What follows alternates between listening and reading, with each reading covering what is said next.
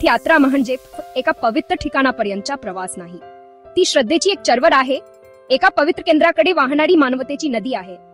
पण कोणत्याही नदीप्रमाणे हा प्रवाह एका अदृश्य परिसंस्थेने इकोसिस्टम आधारलेला असतो. याला आपण तीर्थयात्रेची पुरवठा साखळी म्हणू शकतो. ही एखाद्या कारखान्याची पुरवठा साखळी नाही, जी वस्तू बनवते आणि विकते. ही सेवा, अनुभव आणि भक्तीची पुरवठा साखळी आहे. ती एखाद्या उंच इमारतीतील एकाच सीईओ द्वारे व्यवस्थापित केली जात नाही. त्याऐवजी ती असंख्य व्यक्ती आणि संस्थांचे एक जटिल सेंद्रिय जाळे आहे, जे सर्वजण यात्रेकरूच्या पवित्र शोधात एक लहान भूमिका बजावतात. मंदिराबाहेर फुले विकणाऱ्या व्यक्तीपासून ते नेव्हिगेशन टूल तयार करणाऱ्या डेव्हलपर पर्यंत प्रत्येक जण या अनोख्या साखळीतील एक दुवा आहे. ही पुरवठा साखळी विशेष आहे कारण तिचे अंतिम ध्येय नफा नसून आध्यात्मिक कार्याची यशस्वी पूर्तता करणे आहे. अर्थात पैशांची देवाणघेवाण होते, लोक उपजीविका कमावतात, पण मुख्य उद्देश अनुभवाला सुलभ करणे हा आहे. कुंभमेळ्याचा विचार करा, जिथे लाखो लोक जमतात.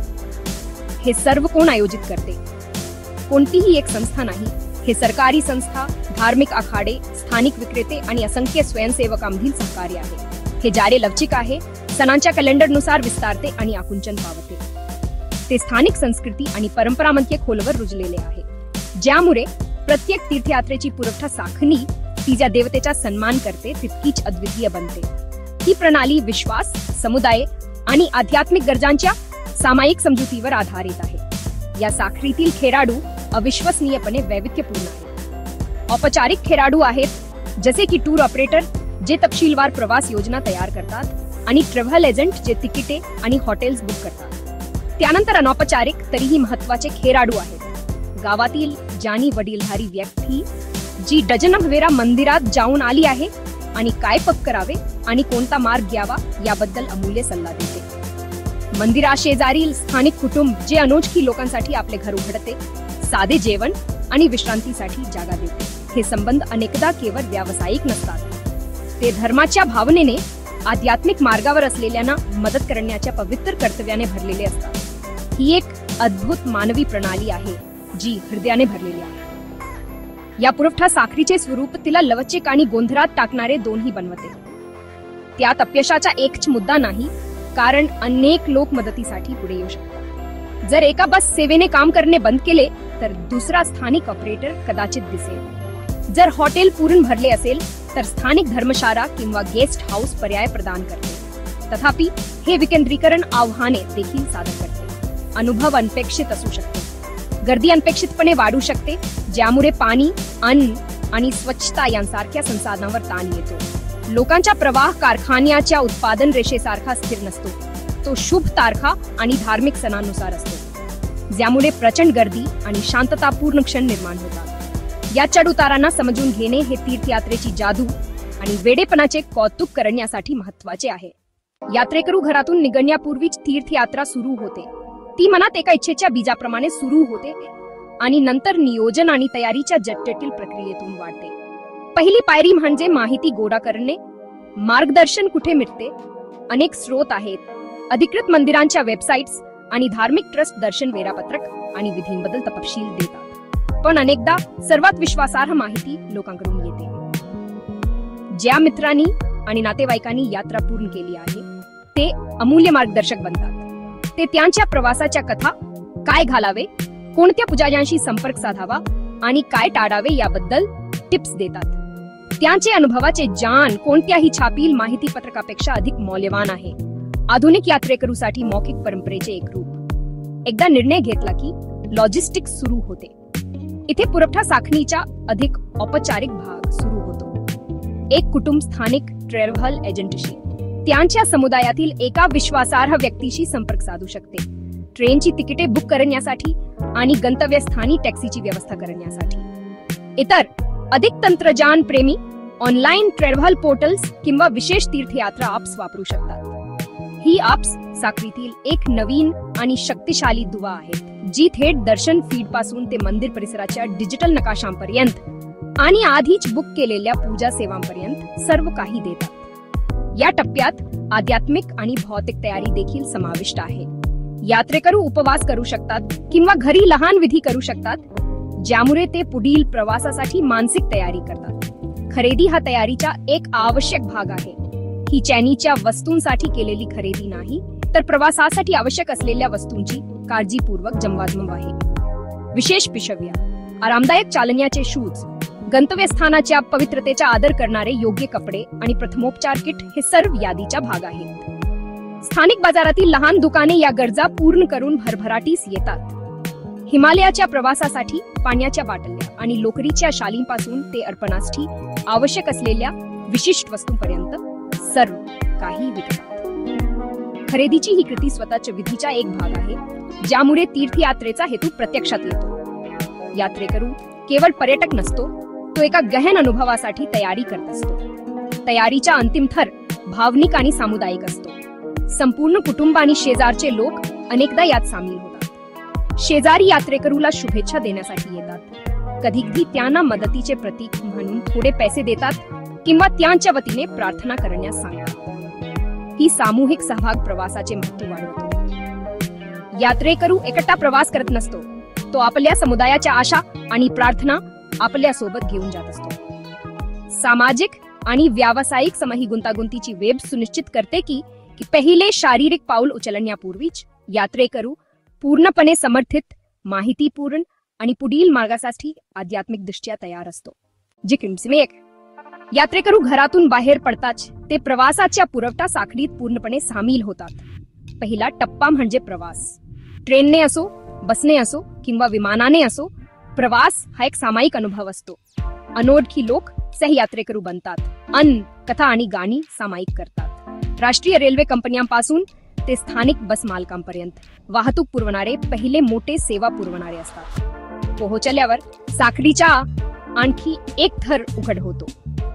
टॅक्सी चालक, ऑटो रिक्षावाले आणि हमाल वाट पाहत असतात, केवळ लोकांना घेऊन जाण्यासाठीचे नव्हे, तर स्थानिक जाण देण्यासाठी, त्यांना राहण्यासाठी किंवा खाण्यासाठी सर्वोत्तम ठिकाणांवर मार्गदर्शन करणे आणि संध्याकाळच्या आरतीच्या वेळा सांगणे। निवास हा एक महत्त्वाचा दुवा आहे। पर्याय खूप आहेत आणि ते प्रत्येक बजेट आणि सोयीनुसार उपलब्ध आहेत। आधुनिक सुविधा देणारी व्यावसायिक हॉटेल्स आहेत, पण तीर्थयात्रेच्या निवासाचे हृदय अनेकदा धर्मशाळा, आश्रम आणि मठामध्ये असते। या संस्था धार्मिक ट्रस्टद्वारे चालवल्या जातात आणि साधे, स्वच्छ आणि परवडणारे निवास देतात। धर्मशाळेत राहणे हा स्वतःच एक अनुभव आहे। ते समुदायाची भावना वाढवते, कारण देशाच्या विविध भागांतील यात्रेकरू सामान्य हॉल आणि अंगण सामायिक करतात। त्यांचे सामायिक उद्दिष्ट प्रादेशिक आणि भाषिक अडथळे दूर करते। अन्न देखील या परिसंस्थेचा भाग आहे। अनेक मंदिरे अन्नदान किंवा विनामूल्य जेवण देतात। ही सेवा देणग्यांद्वारे चालते। एकदा पवित्र स्थळी पोहोचल्यावर मदतनीसांचा एक नवीन गट दिसतो। स्थानिक मार्गदर्शक किंवा पंडे मंदिराच्या विधींच्या गुंतागुंतीतून मार्ग काढण्यासाठी त्यांची सेवा देतात। ही कुटुंबे अनेकदा पिढ्यानपिढ्या मंदिराची सेवा करत आलेली असतात। त्यांना त्याच्या इतिहासाचे आणि पौराणिक कथांचे सखोल जाण असते। ते यात्रेकरूंना गर्दीच्या गल्ल्यांमधून मार्गदर्शन करतात, त्यांना योग्य विधी करण्यास मदत करतात आणि त्यांना देवतेचे चांगले दर्शन मिळेल याची खात्री करतात। त्यांच्यासोबत पूजेसाठी आवश्यक असलेल्या सर्व वस्तू विकणारे असंख्य विक्रेते असतात। फुले, नारळ, उदबत्ती आणि दिवे हे लहान व्यवहार केवळ व्यापार नसतात, ते धार्मिक सेवेचा अविभाज्य भाग असतात, ज्यामुळे भक्ताला आपले अर्पण करणे शक्य होते। सुरक्षा आणि संरक्षण ही एक अदृश्य पण आवश्यक सेवा आहे। सरकारी पोलीस आणि खाजगी सुरक्षा रक्षक मोठ्या गर्दीचे व्यवस्थापन करतात, विशेषतः सणांच्या वेळी, ज्यामुळे लोकांचा सुरळीत आणि सुरक्षित प्रवाह सुनिश्चित होतो। सामुदायिक संस्थांचे स्वयंसेवक देखील महत्त्वाची भूमिका बजावतात। पिण्याचे पाणी पुरवतात, प्रथमोपचार देतात आणि हरवलेल्या कुटुंबातील सदस्यांना पुन्हा एकत्र आणण्यास मदत करतात। काळजीचे हे जाळे सुनिश्चित करते की गोंधळ आणि गर्दीच्या दरम्यान समर्थनाची एक प्रणाली आहे। तुमचा हात धरणारे, ते तुम्हाला पाणी देणारे स्वयंसेवक यांपर्यंत तीर्थयात्रा मानवी दयाळूपणाच्या साखळीमुळे शक्य होते। श्रद्धेच्या नावावर केलेल्या सेवेचा हा एक पुरावा आहे। यात्रेकरू पवित्र स्थळावरून निघून गेल्यावर तीर्थयात्रा संपत नाही। परतीचा प्रवास आणि त्यानंतरचे दिवस हे अनुभवाचा एक महत्त्वाचा भाग आहे, ज्यामुळे यात्रेचे वर्तुळ पूर्ण होते। परतीचा प्रवास अनेकदा शांत चिंतनाचा काळ असतो। आगमनाचा उत्साह आंतरिक शांती आणि समाधानाच्या भावनेत बदलतो. पुरवठा साखळी अजूनही सक्रिय असते, घरी परतण्यासाठी वाहतूक पुरवते, परंतु यात्रेकरूच्या मनाची स्थिती बदललेली असते. ते आता केवळ प्रवासी नसतात, ते आशीर्वादाचे वाहक असतात, दैवी कृपेचे पात्र असतात. ते भौतिक आठवणी देखील घेऊन जातात. गंगेतील पवित्र पाण्याची बाटली, मंदिरातून प्रसादाची पाकिटे आणि प्रियजनांसाठी लहान भेटवस्तू. घरी परतल्यावर यात्रेकरूचे आदर आणि आनंदाने स्वागत केले जाते. कुटुंब, मित्र आणि शेजारी त्यांच्या कथा ऐकण्यासाठी जमतात. सामायिक करण्याची ही कृती तीर्थयात्रेनंतरची एक महत्त्वाची क्रिया आहे. यात्रेकरू कथाकार बनतो. त्याने पाहिलेले चमत्कार, त्याने पार केलेली आव्हाने आणि देवापुढे उभे राहण्याची भावना सांगतो. ते प्रसाद वाटतात आणि तो प्राप्त करणारा प्रत्येक जण पवित्र स्थानाशी जोडलेला अनुभवतो. या कथा आणि आशीर्वादित अर्पणांद्वारे तीर्थयात्रेचे आध्यात्मिक पुण्य संपूर्ण समुदायाशी सामायिक केले जाते, ज्यामुळे इतरांना भविष्यात स्वतःचा प्रवास करण्यास प्रेरणा मिळते. ही मौखिक परंपरा तीर्थयात्रेची भावना जिवंत ठेवते. हे सामायिकरण तात्काळ वर्तुळ आपलीकडे विस्तारते. डिजिटल युगात यात्रेकरू सोशल मीडियावर फोटो पोस्ट करतात, त्यांच्या अनुभवांबद्दल ब्लॉग लिहितात आणि विधींचे व्हिडिओ सामायिक करतात. ते डिजिटल प्रचारक बनतात, आधुनिक कथाकार जे तीर्थयात्रेची पोहोच वाढवतात. हे डिजिटल पद्धतचिन्हे अनौपचारिक माहिती नेटवर्कचा भाग बनतात, ज्यामुळे भविष्यातील यात्रेकरूंना मार्गदर्शन मिळते. अशा प्रकारे पुरवठा साखळीची लांब शेपटी असते, जी आभासी जगात विस्तारते. अनुभव आता व्यक्तिपुरता मर्यादित नाही, तो एक सामूहिक आठवण बनतो, जो सर्वांना पाहण्यासाठी आणि शिकण्यासाठी ऑनलाईन दस्तऐवजीकरण आणि जतन केला जातो. शेवटी तीर्थयात्रेची पुरवठा साखळी श्रद्धा, समुदाय आणि वाणिज्य यांच्या धाग्याने विणलेली एक सुंदर आणि जटिल कलाकृती आहे. ही एक अशी प्रणाली आहे जिची कोणतीही मुख्य योजना नाही, तरीही ती कार्य करते. ती लाखो लोकांना आधार देते, यात्रेकरूंच्या भक्तीने आणि असंख्य सेवा पुरवठादारांच्या सेवेने प्रेरित होते. शहरातील टूर ऑपरेटर पासून ते मंदिराच्या दारावर फुले विकणाऱ्यापर्यंत, गर्दीचे व्यवस्थापन करणाऱ्या सरकारी अधिकाऱ्यापासून ते आपले अनुभव सामायिक करणाऱ्या आजीपर्यंत प्रत्येक जण योगदान देतो. ही साखळी केवळ लोकांना हलवत नाही, ती संस्कृती टिकवून ठेवते, समुदायांना मजबूत करते आणि श्रद्धेच्या हृदयातून प्रवासाला सुलभ करते. मानवी समाज स्वतःहून उच्च उद्देशाची सेवा कशी करू शकतो याचा हा एक पुरावा आहे.